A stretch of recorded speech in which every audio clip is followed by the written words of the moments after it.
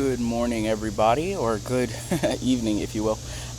Today, we're just going to be going over some quick trades that I took this morning on GBP USD. Not everything went completely as planned, but overall, we were able to get some pretty good entries out of it. And I kind of want to just go over how to trade days that we have really aggressive news, right? Today, it really wasn't all that bad. Our news candle was this right here, but funny enough, I actually was in a trade, and we'll go over that first. But just want to kind of show you how to trade news once we get that, how to trade price action once we get that increased volatility, right? Not all the time is it really going to be as bad as it looks, and using the different things you have at your disposal, sometimes it can make things a little bit easier. So first thing we're going to do is we're going to go ahead and go up to our higher time frame first, because I just want you to kind of see the perspective of where price was at the time and why we were looking to react the way we were. So overall, if we start on something like a even 4-hour time frame, right, and excuse my Wi-Fi, but yeah, if we start on a 4-hour time frame, right, what's the first thing that we see, right? Price swept this low, but very much so failed to close that low under, or that candle, right? So what that tells us is that there's a lot of buying pressure in this area, and it's likely price is going to want to come up to the upside first before we actually make that move. Now, if we start to go down to our lower time frames, something like even a 15-minute, what do we see, right? Price swept some form of liquidity up here, tagging into what appears to be something there, and then had this really nice drop off, right? So after that drop, we have this little push up here, which only fills imbalance. So we know that, okay, what does that tell us? When we see a high doesn't really do anything, just fills imbalance, it's likely to just be liquidity later on, right? So this now becomes a target we can expect this pullback to pull into, right? But obviously, when we have a day that price is just going up and up and up, it can be a little bit more difficult to find those entries. Now, I'm not really a fan of breakout entries, so days like this can actually be a little bit more difficult for me to trade and or people using institutional concepts, because typically our framework is we want to see price create some type of push up, we want to see a nice healthy pullback, maybe a sweep into our zone, and then we can take our entry from there to go higher, right? But what do we do when price is doing this, right? And only giving small pullbacks and then continuing up, right? So it's kind of what we're going to go over today, and it's more so about just reading what price action is doing and being able to understand the liquidity and factors like that playing out. So if we go ahead and go to the start of the day, as 8:30 is typically when I start my trading. I like to trade London every now and then, but more often than not, I'm usually going to be trading New York session from that open and then going forward. So if we start off with the open of the day today, right, what do we see? Price opens here, and we're just in the middle of the open, right? No reason to open a trade right away. Technically, could you have taken this swept and ride it up? Yes, it's probably not even worth it though. But over here to the left, right, I had some liquidity or equal highs that I wanted to see get swept.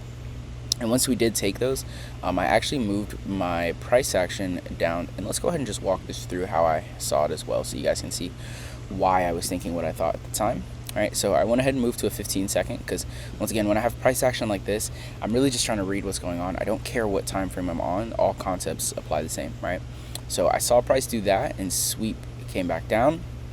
So once I saw this, to get confirmation for this entry, I didn't want to just jump right in for no reason. So what I wanted to see was price take out this low, come back up, and then I was going to take an entry from there. Now, if we play out what did happen, and I believe I have it saved here. Let me just turn that on. So yeah, if we play this out, you'll see that originally I did want price to go further down, but we're going to talk about what happened, right? So once again, price comes down, we finally take that low, and what do I see? Another one of those highs that filled an imbalance but did nothing else. So I would like to see price sweep this, and really after that sweep, I can take my entry right away, right? Could I wait for this quote-unquote supply and demand level? Yes, but not all the time are you going to get that. And as well, when you're playing with something like a seconds time frame, I prefer to be safe than sorry, right? Waiting for price to have to hit this, a lot of times you may miss the entry, whereas just getting in here isn't that big of a deal. And when we talk about how big of an area that actually is, right, it's all of 2 pips, right? It's really not worth kind of throwing that trade away just because you want to be super careful, right? So at that point, price pulls back up, sweeps, I get my entry right on that wick there, and then we come back down. Now, after we took this low, I went ahead and took a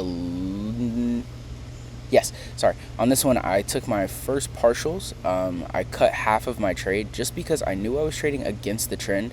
So it was more important for me to lock in some profit than to try to catch a full trade, right? Yes, it's great when you get those trades to play out how you want, but if I am against the trend, I'm going to play the safest method. I'm not necessarily going to be super aggressive there. So after that happens, right, I see price do this, right, and then news came in. I want to say right about, where was it? Whatever. Well, I took partials around this area, but, or let me just open this up so we can see it better. I'm sorry. I took my first target partials here once we swept this low. So once that happened, price did a little bit of a dance and then shot up, right? So in this case, that's exactly why I took partials and moved my stops to break even, right? There's no reason to be full porting a trade that you know you're not in really the right direction. So when that news came in, funny enough, my broker was being kind of rude that day and decided to skip my stop loss. So I did end up taking half of the profit I made with my partials did get erased from this push up, but still ended as a profitable position. Now, at the time, this is a mistake I made here. I still was under the impression that we were going to sell, or at least I wanted a deeper sell at the time. I wanted to see at least this get taken out, maybe this liquidity, and then buys. But it's completely okay to be wrong sometimes, as long as you can understand your flaws and not get too stuck in what's going on. So I see price sweep this high, and now I'm just waiting. Boom, boom, boom. We get a nice structure break here. So I wanted to see price come back into here and then sell off. So what we did was we came back in, price came down a little bit, right? We got to this low, and that's where I set my stops to break even, right? And then what do we see? Price came back up and ended up taking me out. So that's completely fine, no problems, right? Once again, all we need to do is pay attention to what structure did. So what did we have? A low, a valid mitigation, so a completely valid high, and then a new low. That leads to what? A break of structure. So now that I know that, we have two POIs when we're looking for supply and demand, right? Our extreme and our discount. This would be our extreme, as it's the lowest point in which price can go to. This is going to be our discount, as this is where that was kind of our last push that initiated that break of structure. So as long as I can see this imbalance get filled, this is an area I can look for buys, as well as this area if this one does not hold. So as price was coming back down, we'll see what happened, right? Let's go ahead and speed that up. So boom, price came down and just barely missed it this first time, and I was going to take an aggressive entry, but I knew to just sit back a second and just be careful. There was no reason, or there is no reason in general, to ever just be forcing trades. It's completely fine to sit back for a second and just wait for what you actually want.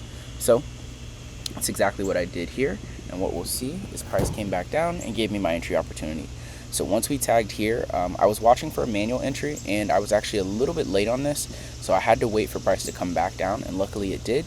So it came back, hit my entry, and I got in there, and then started to ride this to the upside. Now as price went up, boom, once we pushed up to here and I saw we didn't break that high, I still believed in the move, but I wanted to play it safe. So once again, moved my stops to break even, and in this case that actually ended up hurting me. Price came back down here, ended up hitting me break even, which is fine, but overall my bias is still there. I still understand what's going on, so that's why I was able to take this next trade, right?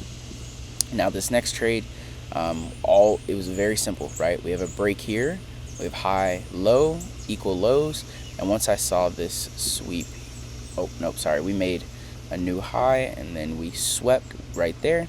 So once I saw that sweep of liquidity, I knew price was intending to go to the upside, so that sweep to the downside is really just to help pick up more orders and get price to go higher.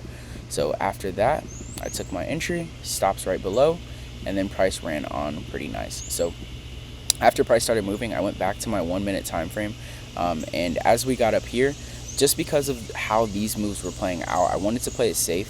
So around this area, I took my first partials for about, I want to say 75% of the trade, because as well the day before I took in a loss. So just wanted to recover all of my losses from the previous day, as well as lock in some profit for the day. Now after that, price kept going up. We had this here, right?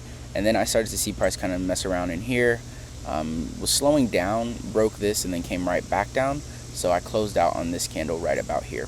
But As I said, pretty simple trade there for all three of these. Just goes to show, once again, basic concepts will still be applied.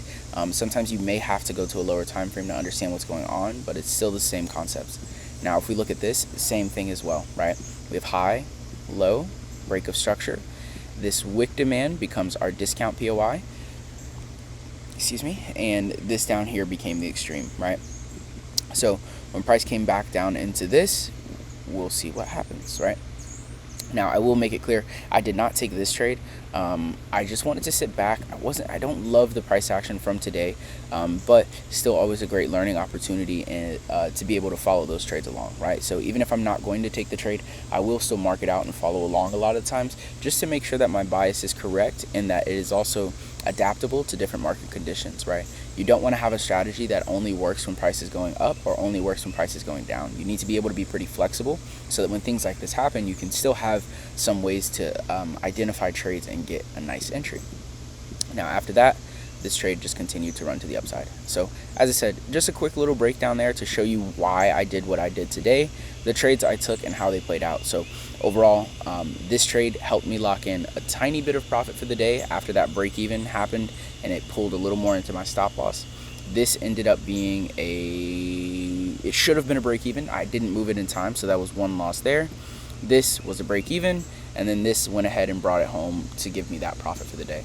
Now, the position tool says it was a 119. Now, what I actually ended up walking away with was more like about 1 to 5R, so about 5 times what I was risking, as I gave my stop loss a little bit more room to account for spread, and I just really didn't have the right position size on. But overall, hopefully that helps you guys understand why I took those trades today.